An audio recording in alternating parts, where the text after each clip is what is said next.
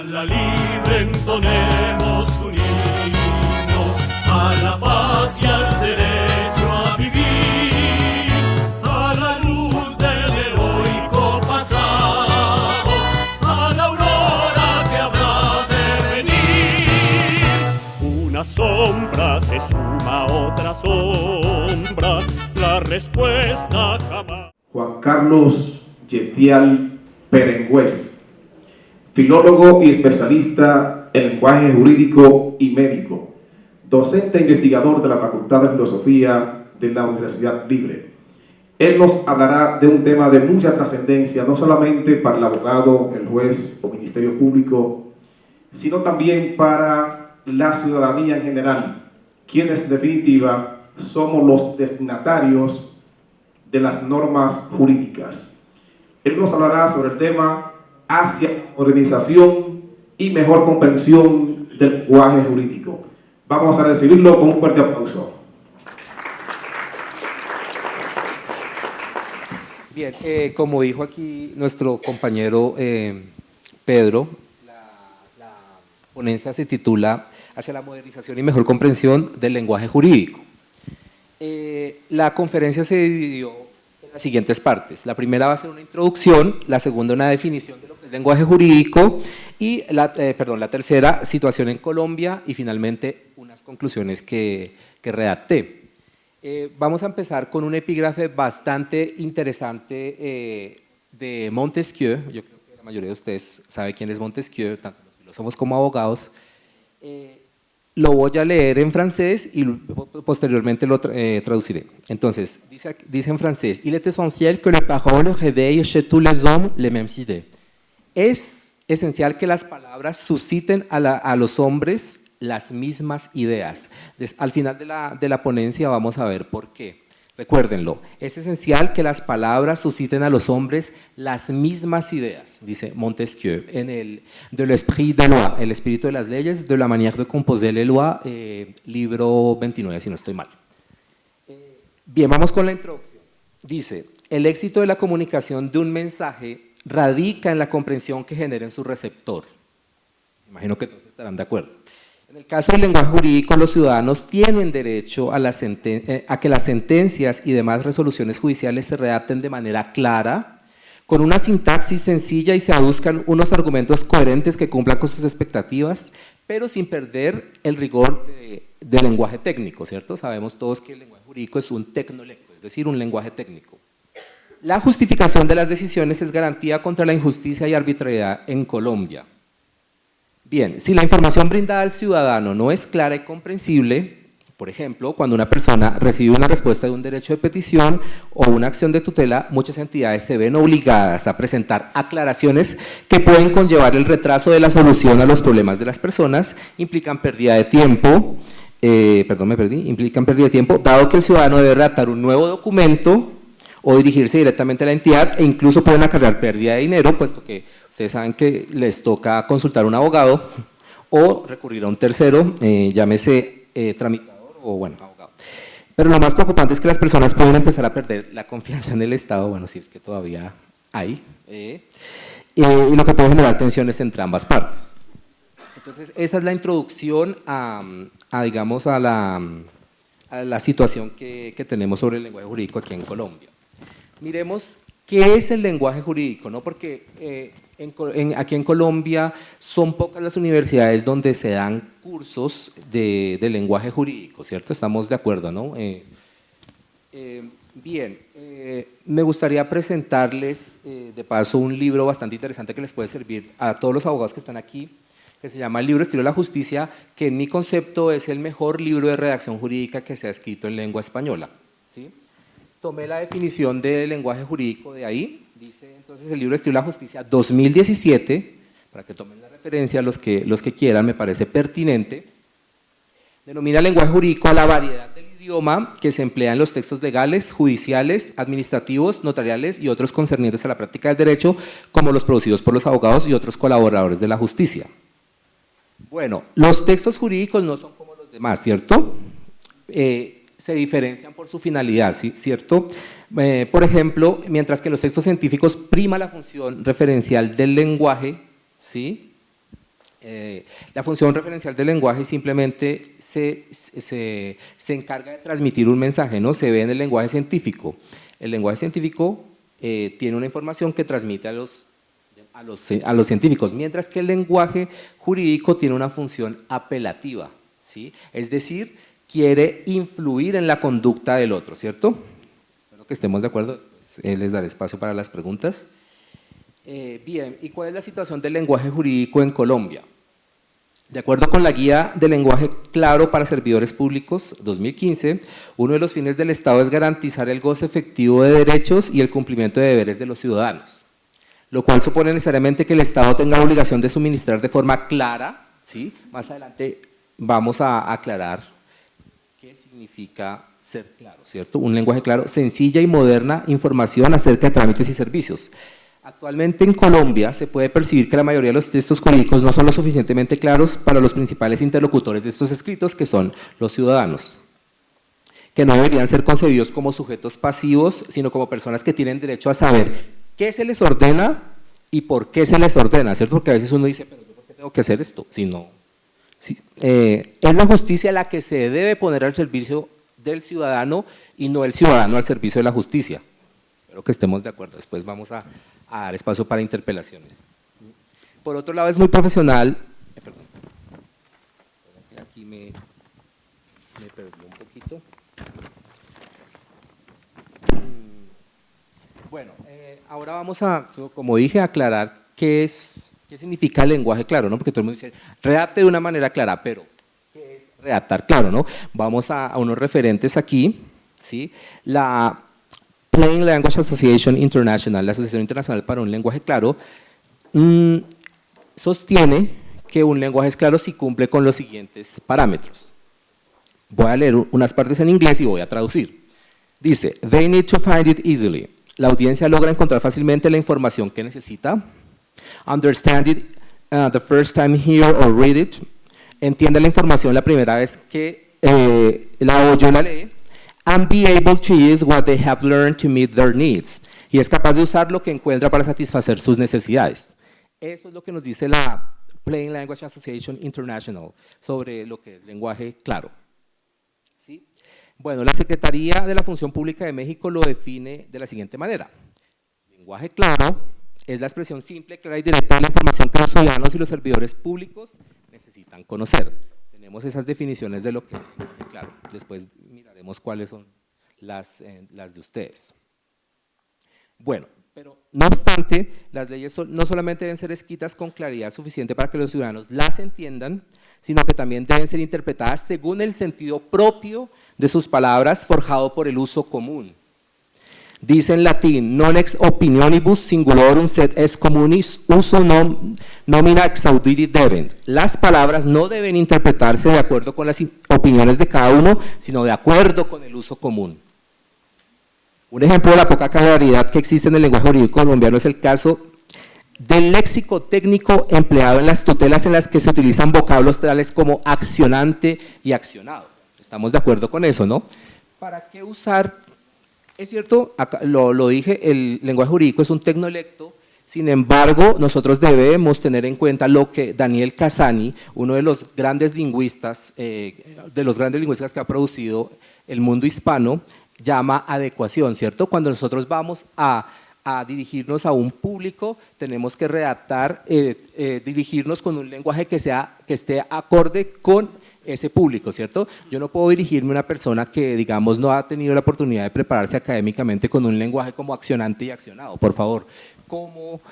¿Qué va a hacer la persona? Va a decir, no entendí, ¿sí? Miraremos. Con base en lo anterior surge la siguiente pregunta. ¿Será que un ciudadano colombiano promedio, como lo dije, sin un conocimiento del lenguaje jurídico logrará comprender estos términos y otros que le aparezcan en los documentos? Lo más seguro es que no, y además de todo tendrá que recurrir a un tercero para que le ayude a comprender estas palabras, ¿sí? Porque una persona que no, digamos un campesino, le hablan de accionante, accionado, no tiene ni idea de lo que es, ¿sí? Entonces debemos ajustar ese lenguaje a las personas, ¿sí? Bueno, por otro lado, el ciudadano debe asumir el reto de enfrentarse a unos párrafos de longitud exagerada. Para los que son abogados aquí no es un secreto que solemos recurrir al párrafo texto, ¿cierto? ¿Qué es el párrafo texto? Es el párrafo que no se encuentra fragmentado. Ustedes han visto en las sentencias que aparecen párrafos de una página, ¿cierto? Eso, digamos, causa problemas en la comprensión de las personas. ¿Por qué? Porque simplemente yo voy a cansarme mentalmente cuando leo, ¿cierto? A ustedes les pasa, ¿no? Están leyendo un texto de un párrafo que no está fragmentado, no está dividido, no tiene puntuación, se van a cansar mentalmente. Digamos que en el campo académico y en el campo jurídico no es permitido, ¿sí? En el campo literario, sí, ustedes han visto escritores como José Saramago, ¿cierto? En literatura, ellos escriben párrafos de una página, ¿cierto? Pero no, en el lenguaje jurídico y en el lenguaje académico no se permite esto. Bien, y muchas veces no solamente el ciudadano se ve afectado, sino también el mismo abogado. Ustedes se han dado cuenta de eso. A veces el abogado dice, pero yo cómo me voy a leer una sentencia con todos esos párrafos así, sin nada, ¿sí? Bueno, lo peor de todo no es eso, lo peor de todo son las citas a las que recurren los abogados, ¿cierto? Es cierto que desde el punto de vista de la argumentación, nosotros tenemos que dar respaldo a lo que decimos, ¿cierto? Pero hay, digamos, maneras más modernas, ¿sí? Y no hacer toda la cita. A veces ustedes no han visto párrafos, digamos, bueno, una hoja con una cita de 25 renglones y un párrafo de reflexión de 2. No, la verdad contraviene las normas. Entonces, pues digamos, acá estamos haciendo una reflexión de cómo debe ser ese lenguaje jurídico, esa modernidad, ¿cierto? Porque el abogado suele ser, digamos, muy conservador en sus expresiones, recurrir a vocablos que que las personas no entienden, ¿sí? Cuando uno está hablando con abogados, con otros abogados, debe usar un lenguaje técnico. Cuando está hablando con el ciudadano, no es justo. No es justo que el ciudadano se tenga que someter a un conocimiento que no tiene. Más adelante me dirán si sí o no están de acuerdo. Bien, con respecto al uso de los tiempos en el lenguaje jurídico, todavía hay abogados que usan el futuro imperfecto y el futuro perfecto del subjuntivo, ¿cierto? Frases como, si el accionista incurriere, si el funcionario tuviere a bien, son tiempos que ya no se usan, ya cayeron en desuso. Es muy difícil que una persona pueda armar una frase con esos tiempos. Solamente quizá en el proverbio a la tierra que fueres, haz lo que vieres, se ve, digamos, se oye natural. Mientras que yo no voy a decir, por ejemplo, si ustedes llegaren tarde, se escucha fuera ya digamos, de contexto, ¿no? Ya se ve en la Biblia, ¿no? En la versión Reina Valera uno escucha amares y amares y respetares a tu prójimo, pero en el lenguaje actual no. Entonces, por favor, desprendámonos de todo eso y pongámonos en los zapatos de las personas, del ciudadano que es digamos, el actor, el protagonista de esos textos jurídicos, ¿no? Sabemos que, bueno, según el libro de Estilo de la Justicia, el destinatario de los textos jurídicos son por una parte el abogado y por otra el ciudadano, pero el más importante es el ciudadano. Espero que estemos de acuerdo. Bien, ¿y cuál sería la solución para eso? Simplemente el funcionario que haya incurrido, el funcionario que incurra. Ese sería, digamos, el uso más común, ¿sí? Nos entendemos más. Bien, el lenguaje jurídico también se caracteriza por el empleo de construcciones verbosas. Bueno, ustedes dirán, pero usted está hablando del lenguaje jurídico, claro, ¿y qué es eso de verboso? ¿Sí? El lenguaje verboso se caracteriza por una abundancia de palabras para expresar ideas, como por ejemplo, vamos a dar inicio, ¿no? Al abogado le encanta recurrir a eso, vamos a dar inicio vamos a empezar. Es más sencillo, no un verbo nada más, vamos a empezar. El verbo ahí en infinitivo, pero vamos a dar inicio. No me han dado respuesta al derecho de petición. ¿Para qué decimos eso? ¿Sí? En fin. Bien. Aquí aclaro que de ninguna manera las frases anteriores se consideran incorrectas desde el punto de vista gramatical, pero sí desde el punto de vista lingüístico contravienen las normas de la economía del lenguaje, ¿no? Las leyes, decía Montesquieu nuevamente, las leyes no deben emplear más palabras que las estrictamente necesarias. Así debería ser no solamente las leyes, sino todo el lenguaje. Bien, bueno, aparte de todo eso, pues seguimos con los latinismos, ¿no? Seguimos usando, bueno, se pueden evitar, pero pues, en unos casos y en otros no. sub iudice, ab intestato, motu proprio, animus necandi, ius variandi, y el abogado se siente feliz, se siente más seguro porque usa latinismos para que vean cuál es su, digamos, su nivel cultural. No, el mejor lenguaje es el lenguaje más sencillo, el que entiende el otro, la mejor manera, ¿sí? No recurrir a latinismos que las personas no entienden. Espero que no me esté demorando mucho porque quiero controlar el tiempo. Bien, por otro lado, es muy común que el personal del derecho les atribuya a las palabras significados que no les corresponden, que aparte de ser poco comprensibles en el lenguaje común, se usan de manera inapropiada. O sea, aparte que usamos el lenguaje mal, usamos las palabras de manera inapropiada. El típico ejemplo es: el juez se abrogó un derecho que no le correspondía. Nosotros sabemos que el verbo abrogar es sinónimo de abolir, derogar, ¿sí? La frase que debería usar el abogado es arrogarse. Arrogarse significa atribuirse, adjudicarse, ¿cierto? Pero lo usamos mal también. Bien, todos los ejemplos descritos ilustran la dificultad del lenguaje que emplean muchos juristas y que impiden que el ciudadano tenga total claridad de cómo debe ejercer sus derechos y cumplir con sus deberes. Como diría Montesquieu sobre el espíritu de las leyes, escuchen esta frase muy bien: quand le style de loi est enflé, on ne le regarde comme un ouvrage d'ostentation. Cuando el estilo de las leyes es pomposo, se les concibe como una obra de ostentación, ¿sí? Entonces, eso de la modernización del lenguaje jurídico no viene del año 2017 con la publicación del libro de estilo de la justicia, sino viene desde la antigüedad, ¿cierto? Montesquieu nos lo decían los romanos, ¿sí? La ley de las 12 tablas, el lenguaje tenía que ser claro desde el principio. No sé por qué, digamos, llegamos hasta esos extremos de se me olvidó la palabra ahora, de un lenguaje ininteligible. Bien, ahora sí las conclusiones. Para lograr comunicarnos en un lenguaje más moderno, claro y sencillo, es importante que los juristas tengan, esas son las conclusiones que yo, digamos, saqué de esta ponencia, tengan desde su formación inicial una asignatura en el plan de estudios que los ayude a mejorar su expresión escrita en el ámbito jurídico. Aquí me estoy basando en el escrito, ¿no? Ahorita está más de moda lo oral, ¿no? Pero dado que, de acuerdo con mi experiencia como docente, una vez adquiridas ciertas malas prácticas de redacción, será más fácil que los profesionales del derecho se desprendan de estas, ¿cierto? La gente dice, para aprender a escribir mejor hay que leer. No es cierto, porque uno debe leer algo que esté bien escrito, porque si uno lee sentencias que están mal escritas, pues va a escribir mal también. ¿O no? Bien. Sigamos. Segunda conclusión: los abogados y los expertos en lenguaje, llámense filólogos o lingüistas, deben trabajar conjuntamente desde las distintas instituciones donde trabajan, tales como escuelas judiciales, ¿no? Tenemos aquí la Escuela Judicial Rodrigo Lara Bonilla, las facultades de Derecho también, ¿sí? Departamentos de Lingüística, ya que para un proceso de modernización del lenguaje jurídico es necesario tanto el conocimiento del derecho como el conocimiento de la lingüística, ¿no? Un abogado, pues si quiere dictar redacción jurídica, tiene que vamos a estudiar lingüística y viceversa. Si un lingüista quiere estudiar redacción jurídica, tiene que conocer del lenguaje jurídico. Bien, los profesionales del derecho deberían hacer el esfuerzo de adaptar los términos técnicos del lenguaje jurídico a un lenguaje comprensible, que esté más de acuerdo con el léxico del ciudadano del común.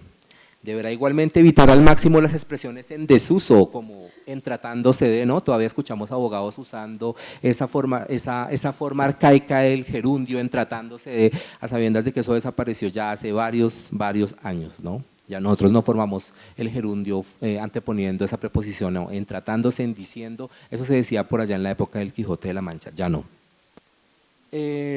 Los latinismos deberán evitarse a no ser que, digamos, se deban, ya el contexto lo requiera, ¿cierto? Y todas las palabras que permitan la transmisión de los mensajes. No se deben emplear párrafos demasiado largos, ¿no? Los párrafos deben ser homogéneos, ¿cierto? Para que sea más agradable para la lectura. Bueno, si bien los juristas deben utilizar muchas citas textuales para dar respaldo a lo que dicen, no es recomendable transcribirlas completamente, sino que deben recurrir a otros medios tales como las notas al pie de página o a los corchetes. La Corte Constitucional afirmó, 2 puntos, 3 páginas de cita textual, por favor, eso no se hace. Contraviene todas las normas de un lenguaje claro, ¿sí? Digamos, se dieron cuenta de que no soy tan formal, no usé ni el atril, ni me senté, es mi forma de ser. La gente aquí, creo que muchos de ustedes me conocen. Esto era lo que les quería presentar hoy. Espero que no haya sido una ponencia soporífera, bueno, hablando de palabras rebuscadas, una conferencia aburridora. Espero que anoten la referencia, perdón, aquí también mis colegas ya están anotando, que me gusta eso, el libro Estilo de la Justicia, el mejor libro escrito en lengua española sobre redacción jurídica. Hasta el momento no se ha escrito más. 2017 les da consejos de cómo hacer enumeraciones, de qué palabras usar, qué palabras no usar, ¿sí? Entonces, digamos que así sería el final de esta ponencia. Como les dije, disculpen mi informalidad, es más fuerte que yo. Es algo inmanente, hablando de palabras rebuscadas. No puedo cambiar, lo siento mucho. Espero que no les haya parecido poco académico. Muchas gracias. A la libre entonemos un himno, a la paz y al derecho a vivir, a la luz del heroico pasado, a la aurora que habrá de venir. Una sombra se suma a otra sombra, la respuesta jamás.